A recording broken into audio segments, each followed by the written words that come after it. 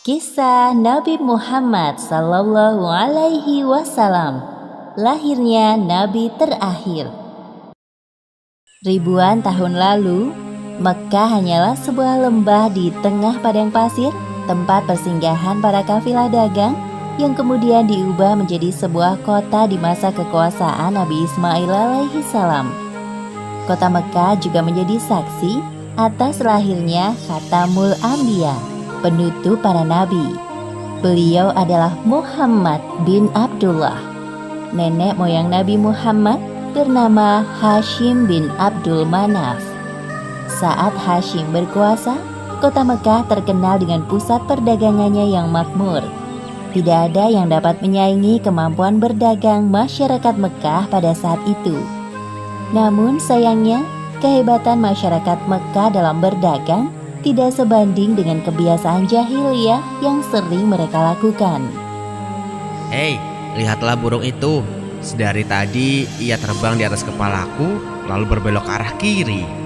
Nenekku pernah berkata, jika burung itu berbelok ke arah kiri, maka kau akan tertimpa sial. Benarkah ucapanmu? Ya, tentu saja. Menurut kepercayaan masyarakat jahiliyah, jika burung itu berbelok ke arah kanan, maka nasib baik akan datang. Begitupun sebaliknya. Orang-orang Arab pada masa jahiliyah sangat percaya pada tahayul. Kebiasaan jahil lainnya adalah tentang penyembahan berhala. Awal mula penyembahan berhala di kota Mekkah ketika seorang bernama Amr bin Luhai membawa sebuah berhala besar bernama Hubal dari Syam. Lalu diletakkan berhala Hubal itu di sekitar Ka'bah dan ia menyuruh orang-orang menyembahnya. Ayo cepat, bawa kemari minumannya. Kerongkonganku rasanya kering sekali. Sabarlah sebentar kawan. Bagaimana kalau kita berjudi sambil minum-minum? Tawaranmu sungguh menggiurkan. Tentu aku tidak bisa melewatkannya kali ini. Tidak hanya berjudi dan minum arak, pencurian, perampokan juga hal yang sering terjadi. Sasarannya orang asing yang mereka temui di jalan. Hei kau, cepat turun dan serahkan semua harta yang kalian bawa. Mulai saat ini, kau dan istrimu adalah budak di rumahku. Kalian berdua jangan sekali-kali berani melawanku, atau nyawa kalian melayang. Tak terasa tahun demi tahun berlalu dengan cepat. Kepemimpinan Hashim digantikan oleh pemimpin yang lebih muda dan berkompeten di saat usianya telah lanjut. Sebelum beliau meninggal, Hashim mewariskan banyak sekali harta kepada Abdul Muthalib. Wahai keponakanku, semua ini adalah harta milik ayahmu. Kau pantas mendapatkannya. Terima kasih, wahai paman. Aku akan menggunakan semua harta peninggalan ayahku untuk kebaikan. Saat ini, Abdul Muthalib berperan sebagai sikayah, yaitu orang yang bertugas menyediakan air dan makanan bagi pengunjung Ka'bah. Saat itu, Ka'bah sangat ramai dikunjungi oleh orang-orang, melebihi gereja Al-Quds di Yaman milik Raja Abraha. Hari demi hari berlalu, Abdul Muthalib merasa kewalahan dalam mengemban tugasnya sebagai sikayah. Untuk itu beliau bernazar. Ya Tuhan, andai saja aku punya 10 anak laki-laki yang dapat membantuku, pekerjaan ini akan terasa lebih ringan. Jika Engkau berkenan mengabulkannya, akan aku persembahkan untukmu 1 orang dari mereka. Ternyata takdir menentukan bahwa Abdul Muthalib memiliki 10 anak laki-laki. Saat mereka dewasa, dilakukan undian. Setelah diundi beberapa kali, nama yang muncul selalu sama, yaitu Abdullah, si anak bungsu. Wahai anak-anakku, sebenarnya hal ini sangat berat untuk aku lakukan. Tapi aku telah terlanjur bernazar. Wahai saudaraku, jangan engkau lakukan itu. Batalkan nazarmu dan meminta ampunlah kepada Tuhan Hubal. Lalu apa yang harus aku persembahkan sebagai ganti dari Abdullah? Kalau engkau dapat menebusnya dengan harta, maka berikanlah itu kepada berhala agar mereka tetap berkenan kepadamu. Menurut kami, itu keputusan yang terbaik.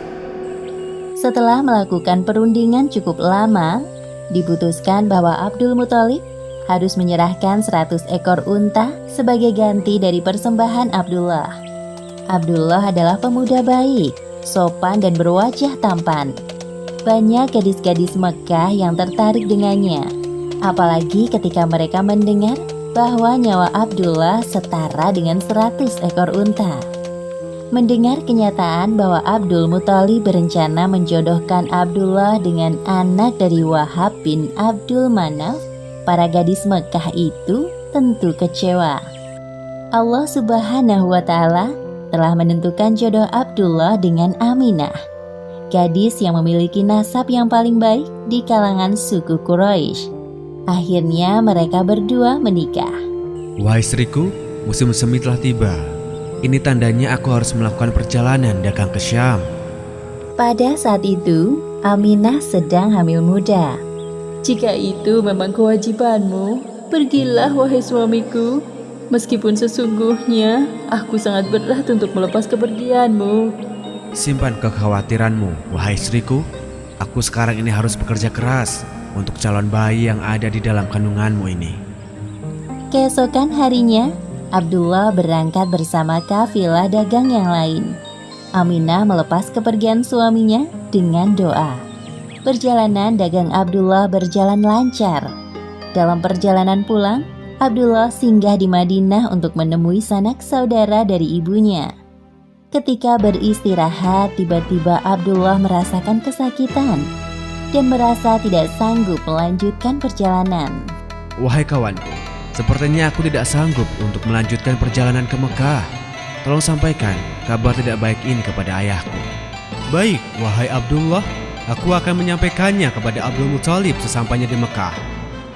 Ketika berita itu sampai ke telinga Abdul Muthalib, beliau segera menyuruh anak sulungnya, Harits, untuk melihat kondisi Abdullah dan mengajaknya untuk pulang ke Mekah. Namun setibanya Harits di Madinah, Abdullah telah meninggal beberapa saat sebelum kau datang, wahai Harits. Inna lillahi wa inna ilaihi raji'un. Semua anggota keluarga Abdul Muthalib berduka mendengar kematian Abdullah. Tentu saja Aminah lebih berduka karena kehilangan suami yang sangat dicintainya. Wahai bayi yang ada dalam perutku, semoga kelak engkau tumbuh menjadi orang yang bermanfaat bagi sekitar, seperti mendiang ayahmu, walaupun kalian belum sempat bertemu. Abdullah meninggalkan warisan berupa beberapa hewan ternak dan seorang budak perempuan bernama Ummu Aiman. Pada tahun kelahiran bayi Muhammad, terjadi peristiwa penyerangan yang dahsyat oleh Raja Abrahah dari Yaman. Saat itu Mekah dipimpin oleh Abdul Muthalib. Raja Abrahah berniat untuk menghancurkan Ka'bah karena merasa iri dan tersaingi dengan kemasyhuran Ka'bah. Namun Allah Subhanahu wa Ta'ala menggagalkan penyerangan Abrahah beserta pasukan gajahnya. Tepatnya pada hari Senin, tanggal 12 Rabiul Awal tahun 571 Masehi, Aminah melahirkan bayinya. Seorang bayi laki-laki tampan dan bersinar terang. Semua keluarga besar bersuka cita dengan kelahiran Muhammad, seolah-olah Abdullah hadir kembali di tengah-tengah mereka. Kehadiranmu mengingatkanku pada ayahmu. Sungguh, memandang wajahmu mengingatkanku akan ayahmu, wahai cucuku.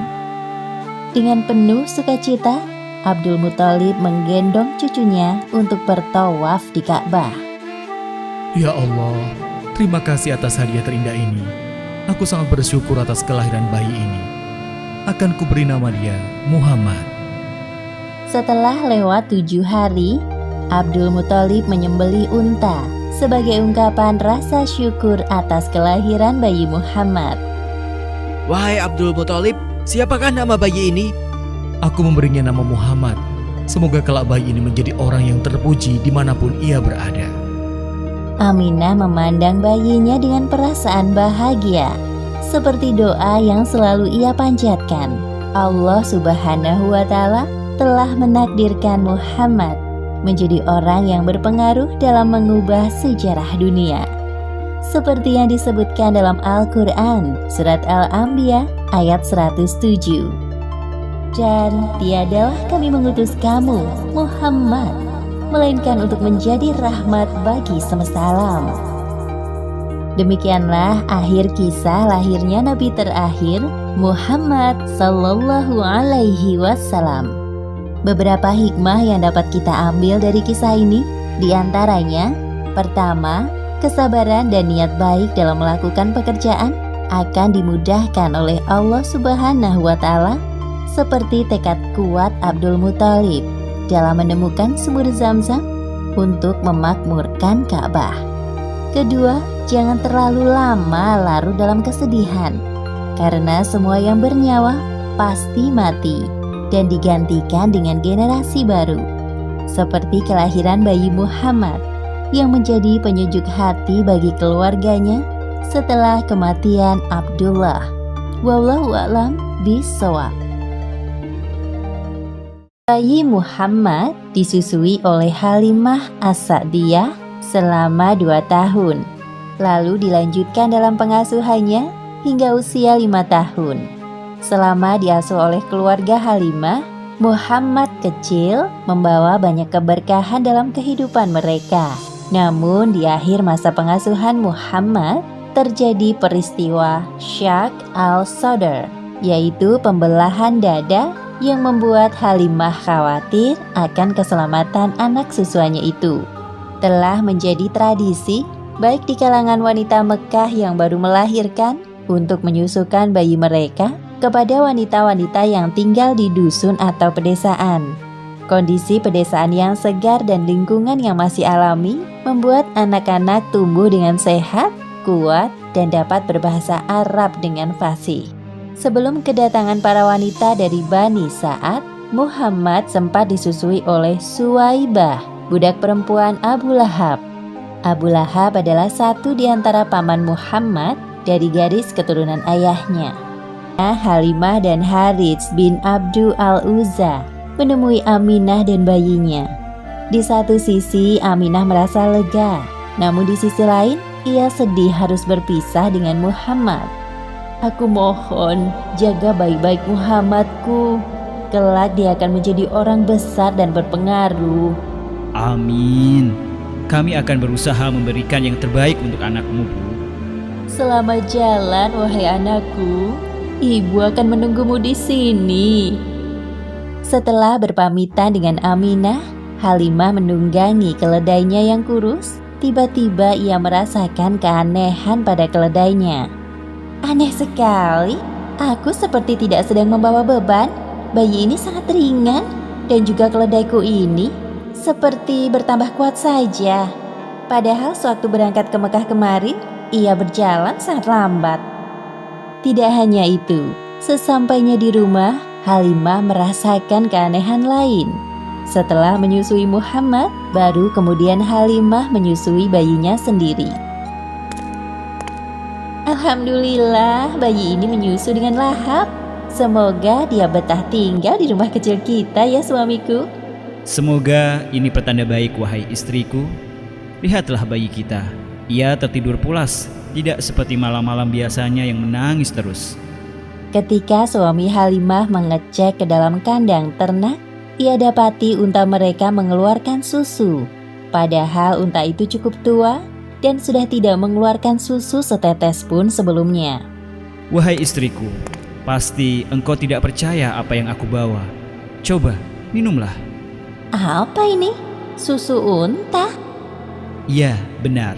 Unta tua kita akhirnya mengeluarkan susu lagi. Engkau telah mengambil anak yang penuh berkah, wahai istriku. Demi Allah, Muhammad benar-benar membawa keberkahan dalam keluarga kita. Setelah beberapa waktu berlalu, pasangan suami istri itu dikejutkan dengan pemandangan asri di depan rumah. Subhanallah, tanah yang sebelumnya kering menjadi subur. Lihat juga kambing-kambing kita yang kurus menjadi gemuk. Terima kasih ya Allah atas semua nikmat-Mu. Keberkahan demi keberkahan dirasakan oleh keluarga Halimah setelah kedatangan Muhammad. Itulah balasan atas ketulusan mereka dalam merawat dan menyayangi Muhammad. Tak terasa 2 tahun berlalu begitu cepat. Tiba saatnya Halimah mengembalikan Muhammad kembali ke pangkuan Aminah.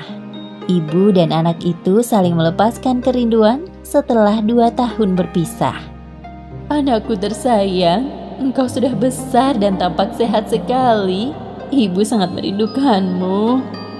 Melihat hal itu, Halimah dan Harits merasa terharu. Keduanya saling berpandangan. Dengan apa aku dapat membalas kebaikan kalian? Sebenarnya kami sangat bersyukur bisa merawat Muhammad. Ia sudah kami anggap seperti anak sendiri.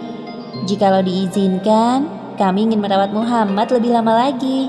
Bukan bermaksud lancang, wahai ibu Muhammad. Aku dengar Mekah sedang dilanda wabah penyakit. Apa tidak sebaiknya Muhammad tinggal bersama keluarga kami di dusun Bani Sa'ad? Terkait permintaan kalian, aku perlu berdiskusi terlebih dahulu dengan kakeknya. Tidak lama kemudian, Abdul Muthalib datang. Beliau memberikan keputusan yang bijak. Aminah menyadari bahwa usulan Halimah dan suaminya itu baik. Meskipun sebenarnya ia masih merasa berat jika harus berpisah dengan Muhammad secepat ini. Sejujurnya aku sangat senang melihat cucuku ini tumbuh dengan sehat. Jadi keputusanku demi kebaikannya juga. Kami izinkan Muhammad kembali ke dusun Bani Sa'ad sampai usianya genap 5 tahun. Harapanku adalah kelak Muhammad dapat belajar berbicara dengan fasih karena terbiasa mendengar bahasa Arab yang murni. Meskipun berat, aku setuju dengan keputusan kakek. Namun, untuk beberapa hari ini, biarkan Muhammad bersamaku. Setelah itu, kalian boleh membawanya pulang ke Taif. Terima kasih atas kebaikan kalian berdua. Kami sangat bersyukur dapat kembali merawat Muhammad. Kedatangan Halimah yang tiba-tiba disebabkan ada perasaan khawatir. Terlebih lagi melihat ada 2 orang Habasyah sedang mengintai Muhammad dari kejauhan. Anak-anak, coba perhatikan langit di atas sana. Sepertinya sebentar lagi akan turun hujan. Makanya ibu menyusul kalian kemari. Oh iya, benar juga. Ibu baik sekali menyusul kami. Kekhawatiran Halimah belum berhenti sampai kedua laki-laki itu mendekati Muhammad. Hei anak-anak, kau sudah selesai bermainnya? Tadi itu seru sekali loh. Sebenarnya apa yang paman inginkan? Hahaha, tidak ada nak. Coba kau berbalik badan. Muhammad kecil membalikkan badannya dan 2 laki-laki itu terbelalak melihat punggungnya. Mereka lalu pergi sambil berbisik-bisik. Aneh sekali kedua paman itu. Mereka sangat mencurigakan. Ayo anak-anak, sebaiknya kita pulang sekarang. Kekhawatiran Halimah pun terbukti. Orang-orang Habasyah itu merencanakan hal buruk pada Muhammad kecil setelah melihat tanda di punggungnya. Tidak salah lagi. Menurut berita yang aku dengar bahwa anak laki-laki yang memiliki tanda di antara kedua bahunya itu kelak akan menjadi orang yang besar. Kita harus mendapatkannya sebelum keduluan orang lain. Jika kita berhasil mendapatkannya, pasti raja akan memberikan hadiah besar untuk kita. Sayup-sayup pembicaraan kedua orang Habasyah terdengar sampai ke telinga Halimah. Ia pun segera mempercepat langkah kakinya. Aku harus pergi dari tempat ini. Muhammad sudah tidak aman tinggal di dusun ini. Anak-anak, bisa agak cepat jalannya? Baik, Bu. Untung saja, meskipun dengan susah payah, Halimah dan anak-anak berhasil lolos dari kejaran orang-orang Habasyah yang ingin menculik Muhammad. Anak-anak, sepertinya kalian harus berpisah dengan Muhammad. Sudah waktunya ibu mengembalikan Muhammad kepada ibunya di Mekah. Wahai Muhammad, meskipun kita tidak tinggal bersama-sama lagi, namun kita tetap bersaudara sampai kapanpun. Kita pasti akan merindukanmu, Muhammad. Jangan lupakan persahabatan kita ya Muhammad. Terima kasih semuanya. Aku tidak akan pernah melupakan kalian semua. Sampai jumpa lagi. Ayo Muhammad, kita harus tiba di Mekah sebelum tengah malam. Pasti ibu dan kakekmu sangat bahagia bertemu denganmu. Akhirnya Muhammad berangkat meninggalkan dusun Bani Sa'ad dengan perasaan haru. Terlalu banyak kenangan indah yang ia lewati bersama keluarga Halimah. Namun di sisi lain, ia juga merindukan keluarganya di Mekah. Matahari mulai tenggelam di sebelah barat.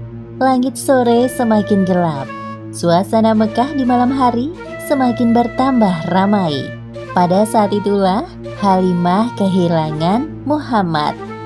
Muhammad, di mana engkau, Nak? Halimah mencari anak susuannya itu di sekitar, namun tak kunjung ketemu. Dengan berat hati, ia pun menuju rumah Abdul Muthalib. Assalamualaikum warahmatullahi wabarakatuh. Waalaikumsalam warahmatullahi wabarakatuh. Oh, Anda sudah datang. Silakan masuk. Maafkan aku. Hari ini aku berniat mengembalikan Muhammad kepadamu. Tapi sampai di Mekah atas, Muhammad hilang. Aku telah mencarinya, namun tidak ketemu. Memang aku belum hafal tempat-tempat di sini. Jadi, bagaimana ini? Tenanglah, Bu. Aku akan mengutus orang untuk mencari cucuku. Engkau tunggulah di sini.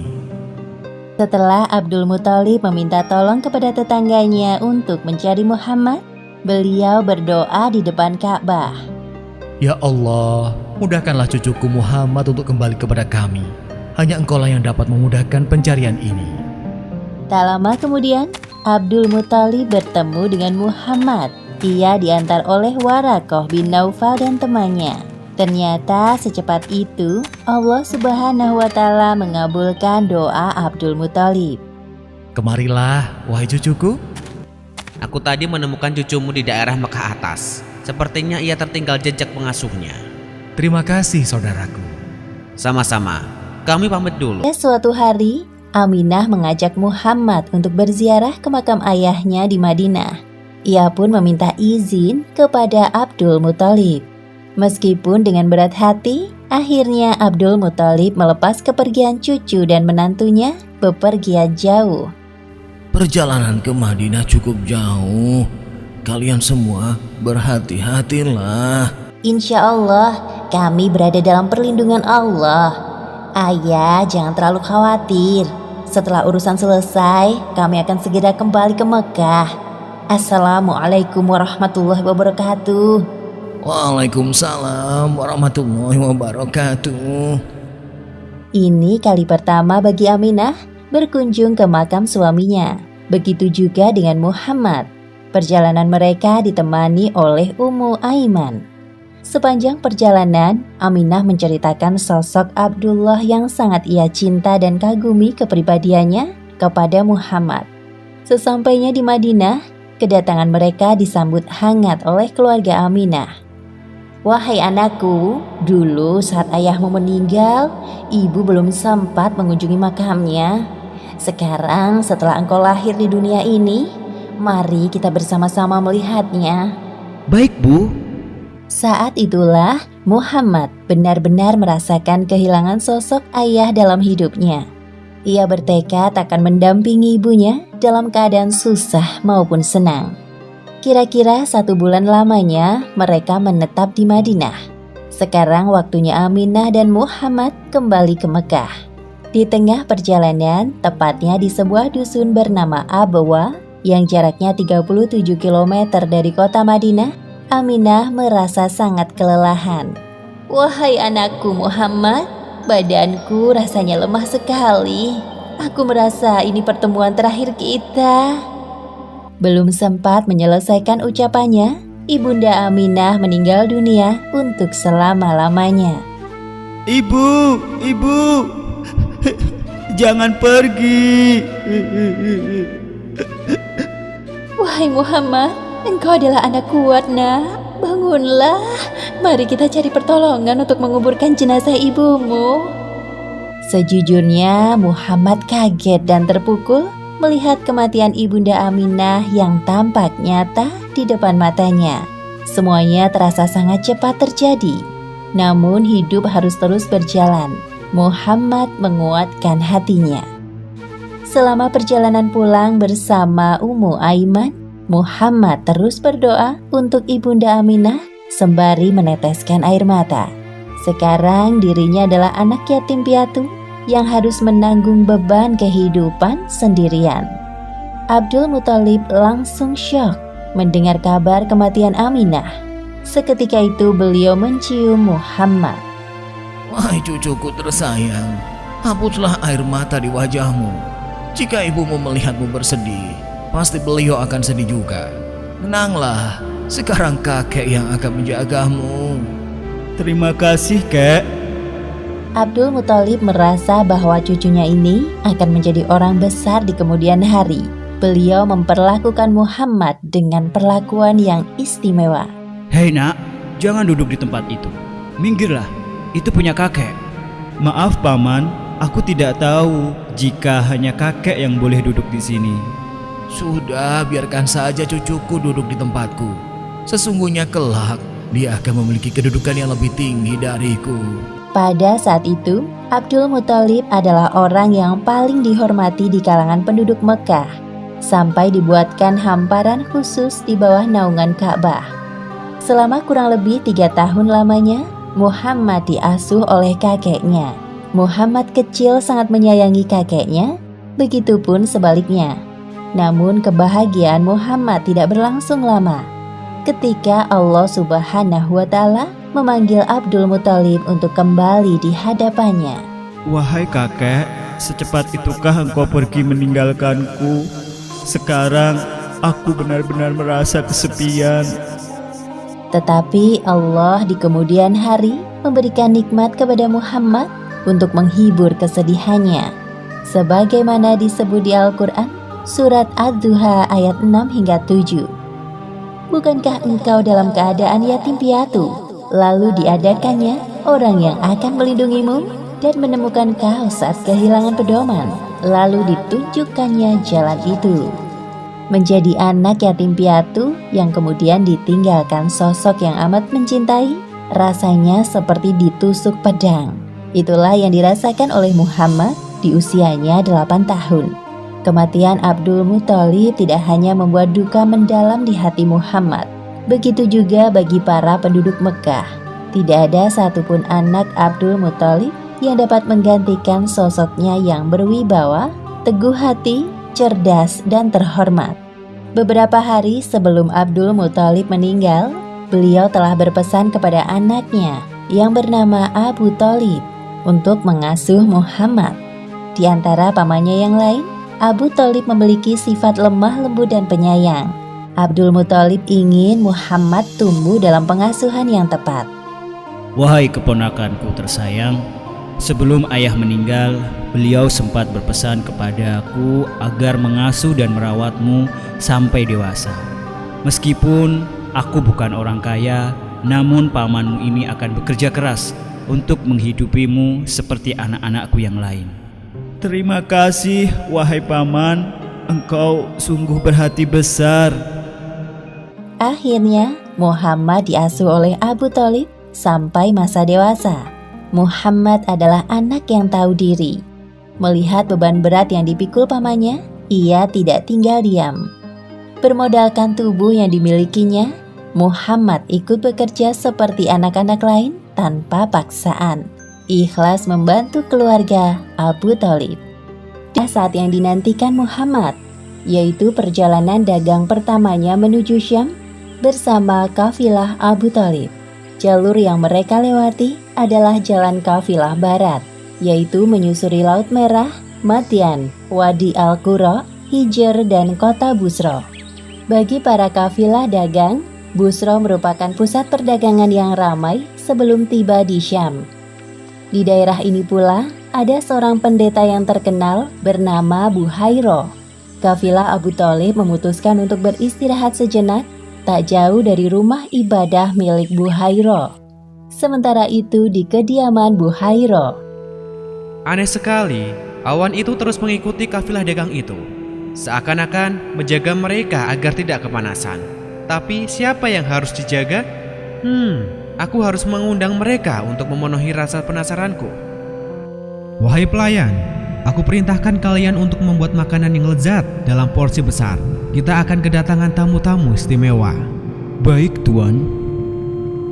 Biasanya Buhairo tidak tertarik dengan kafilah dagang yang lewat. Namun kali ini ada yang berbeda. Selamat datang di Busro, wahai kafilah dagang yang sedang istirahat. Tanpa mengurangi rasa hormatku, aku ingin mengundang kalian semua untuk makan bersama di rumahku.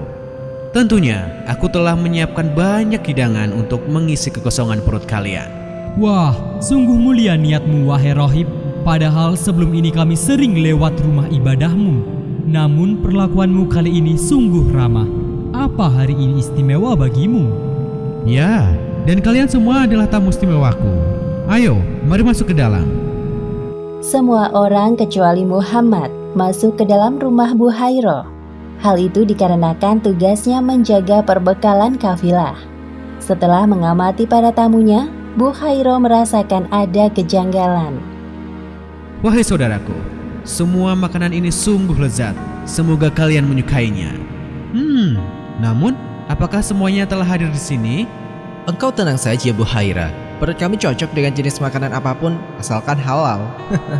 Untuk keamanan perbekalan, kami ada satu anak laki-laki menjaga di luar.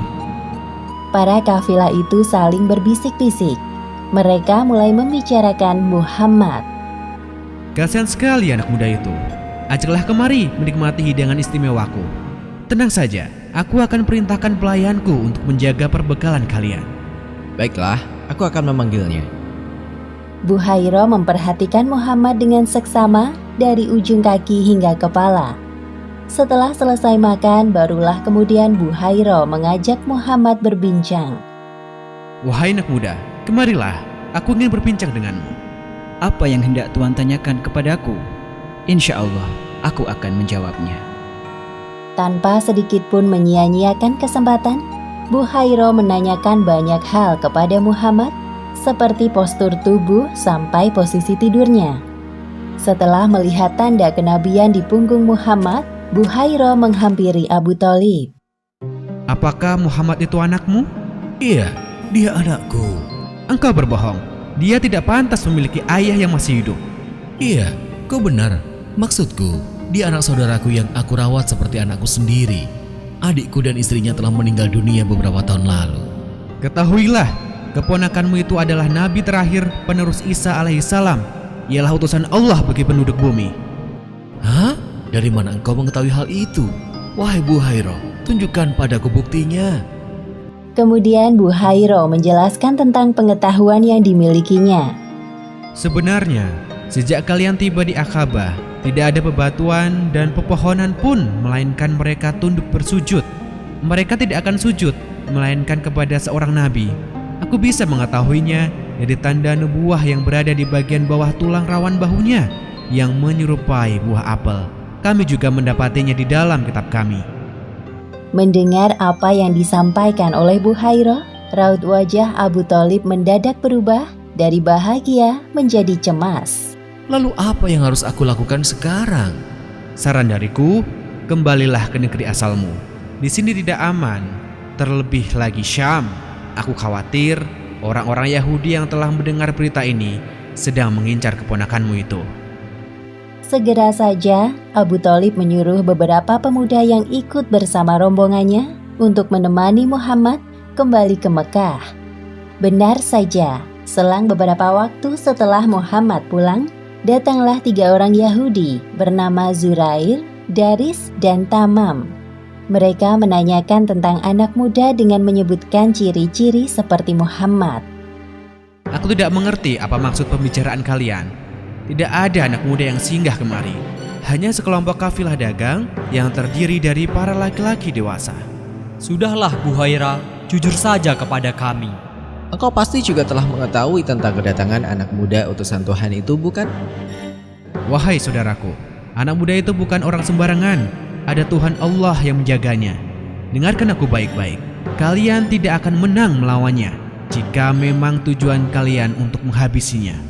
Sudahlah, pendam niat buruk itu dalam-dalam. Untuk apa kita melukai tangan kita yang suci ini demi sesuatu yang buruk, saudaraku? Setelah mendengarkan penjelasan Buhairo, para ahli kitab itu membatalkan niat untuk mencari dan membunuh Muhammad. Di kota Mekah, Muhammad tumbuh menjadi seorang pemuda yang nyaris sempurna. Paling terhormat dari segi nasab, paling mulia akhlaknya, paling baik tutur katanya, paling jauh dari keburukan pergaulan orang-orang Mekah.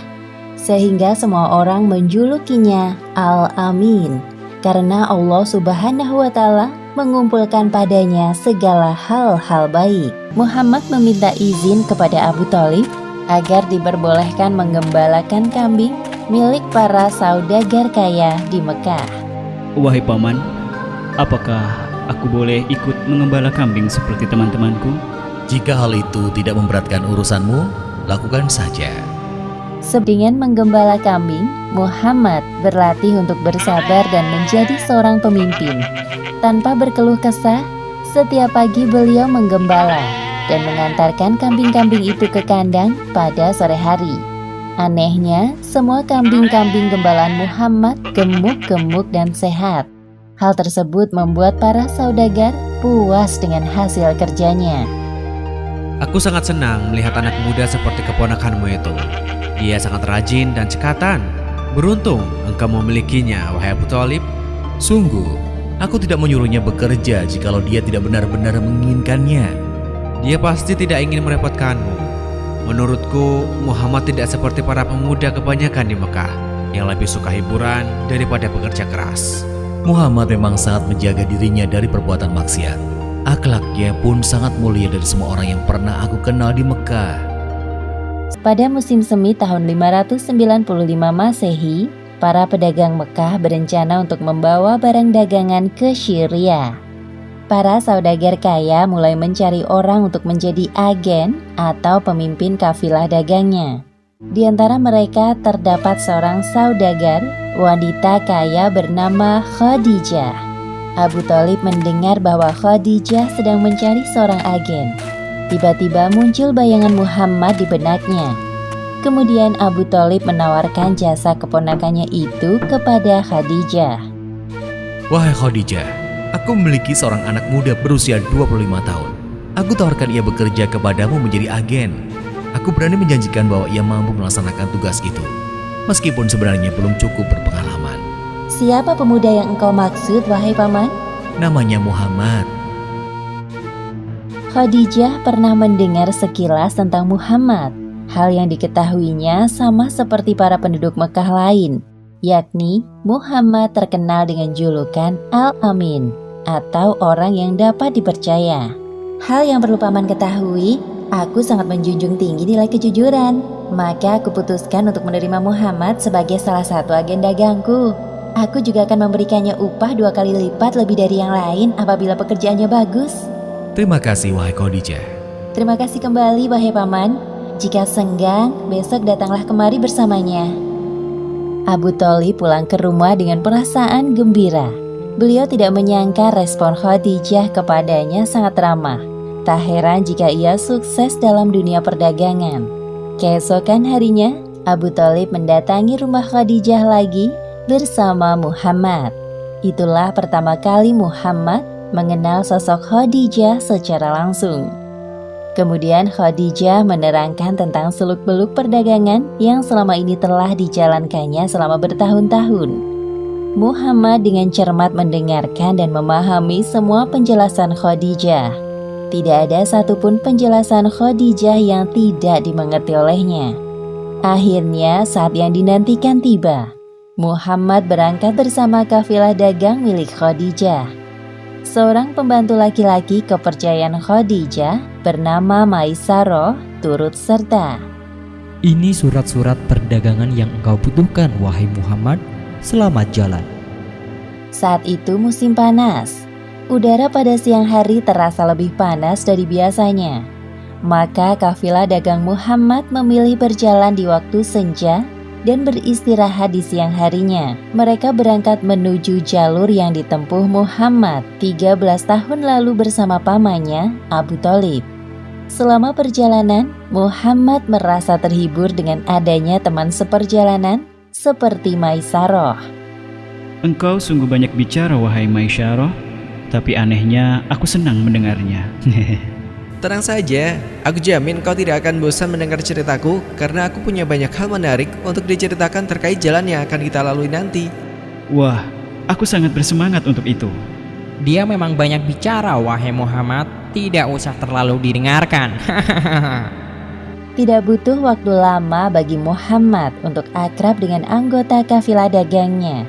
Mereka sangat ramah dan bekerja secara profesional. Perjalanan yang melelahkan selama 1 bulan terbayar ketika mereka sampai di Syria. Setelah bersiap-siap, rombongan kafilah menuju ke tempat bertemunya para penjual dan pembeli. Maisarah tidak menyangka bahwa Muhammad sangat menguasai pekerjaannya. Ia cekatan, cerdas, jujur, dan ramah kepada setiap pembeli. Semua orang yang bertemu dengan Muhammad selalu terkesan dengan penampilan dan sikapnya yang sopan. Sepertinya ini bukan pertama kalinya bagimu ya. Engkau sungguh keren wahai Muhammad. Barang dagangan yang kita bawa dari Mekah terjual semua. Pasti keuntungan kita sangat banyak. Syukurlah, bukankah itu yang kita semua harapkan? Ya, dengan semua keuntungan ini kita dapat membeli barang-barang baru untuk dijual kembali. Khadijah benar-benar tidak salah memilih agen. Pada malam hari, saat semua orang tertidur, Muhammad kembali merenung dan menyendiri. Beliau berpikir tentang perpecahan yang terjadi pada kelompok Nasrani di Syria. Padahal sebelumnya mereka berjalan dalam satu kelompok.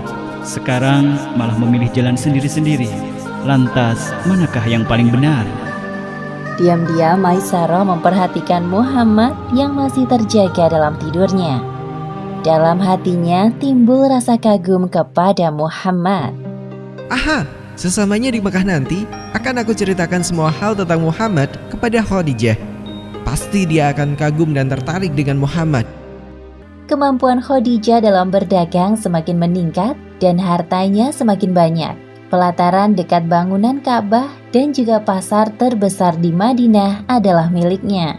Oleh karena itu, penduduk Mekah menjulukinya sebagai Ratu Quraisy atau Ratu Mekah. Jika ada kafilah dagang yang berangkat dari Mekah, dapat dipastikan bahwa separuhnya adalah harta perdagangan milik Khadijah. Dengan semua keberuntungan dan harta yang didapatkannya, lantas tidak membuat Khadijah merasa sombong. Beliau seringkali membantu para janda, orang-orang miskin, anak yatim, dan mereka yang membutuhkan. Wahai Khadijah, engkau sungguh berhati mulia. Semoga kelak Tuhan mempertemukanmu dengan laki-laki yang sama baiknya sepertimu. Wahai nenek, terima kasih atas doanya. Insya Allah. Setelah beberapa bulan berdagang, kafilah yang dipimpin Muhammad akhirnya kembali ke Mekah. Pada saat itu, Khadijah merasa sesuatu yang aneh terjadi pada dirinya. Jantungnya merasa berdebar-debar dan perasaannya berbunga-bunga. Padahal hanya mendengar kedatangan rombongan kafilah, mengapa perasaanku senang sekali ya? Sungguh aneh. Sejak 2 bulan pasca kepulangan kafilah dagang Khadijah yang dipimpin oleh Muhammad dari Syam, kekaguman Khadijah kepada Muhammad semakin bertambah. Demi menjaga kehormatannya, Khadijah meminta kepada Nafisah binti Munyah untuk menanyakan perihal lamarannya kepada Muhammad. Langsung saja Muhammad menceritakan tentang lamaran Khadijah kepada Abu Thalib. Aku sangat senang jika engkau mengiyakan, wahai Muhammad. Lagi pula engkau sudah cukup dewasa untuk menikah. Sebentar lagi aku akan ditinggalkan keponakan tersayangku. Hari bahagia yang dinantikan oleh kedua mempelai akhirnya tiba. Dekorasi halaman rumah Khadijah dihias dengan sangat indah dengan cahaya lilin dan aneka bunga. Pernikahan Muhammad dan Khadijah berlangsung dengan sakral. Pernikahan Muhammad dan Khadijah dilengkapi dengan kehadiran putra dan putri. Mereka adalah Qasim, Abdullah, Zainab, Ruqayyah, Ummu Kulsum, dan Fatimah. Namun kedua putra mereka, yaitu Qasim dan Abdullah, meninggal di usia yang masih balita. Anak pertama bernama Qasim bin Muhammad, lahir sebelum peristiwa kenabian atau bi'tsah. Rasa bahagia menyelimuti dada Muhammad atas kelahiran anak pertama. Apalagi istrinya melahirkan seorang putra, yang merupakan sebuah kebanggaan bagi masyarakat jahiliyah. Namun kebahagiaan Muhammad dan Khadijah tidak berlangsung lama. Qasim meninggal saat usianya 2 tahun. Lalu Qasim dimakamkan di pemakaman Jannatul Mu'alla di kota Mekah. Ketika Muhammad berusia 30 tahun, Bunda Khadijah melahirkan anak kedua. Seorang putri yang diberi nama Zainab binti Muhammad. Zainab lahir 10 tahun sebelum peristiwa kenabian. Anak ketiga lahir 3 tahun kemudian, seorang putri juga yang dinamai Ruqayyah binti Muhammad. Ia dilahirkan 7 tahun sebelum peristiwa kenabian. Berselang setahun kemudian, Bunda Khadijah melahirkan seorang putri lagi, diberi nama Ummu Kulsum binti Muhammad. Ia dilahirkan 6 tahun sebelum peristiwa kenabian. Setahun berikutnya, Bunda Khadijah melahirkan seorang putri yang diberi nama Fatimah binti Muhammad. Fatimah lahir 5 tahun sebelum peristiwa kenabian Muhammad SAW. Di awal masa kenabian, Bunda Khadijah melahirkan lagi seorang putra yang diberi nama Abdullah. Abdullah dikenal juga dengan julukan At-Thahir yang artinya bersih dan At-Thayyib yang berarti baik.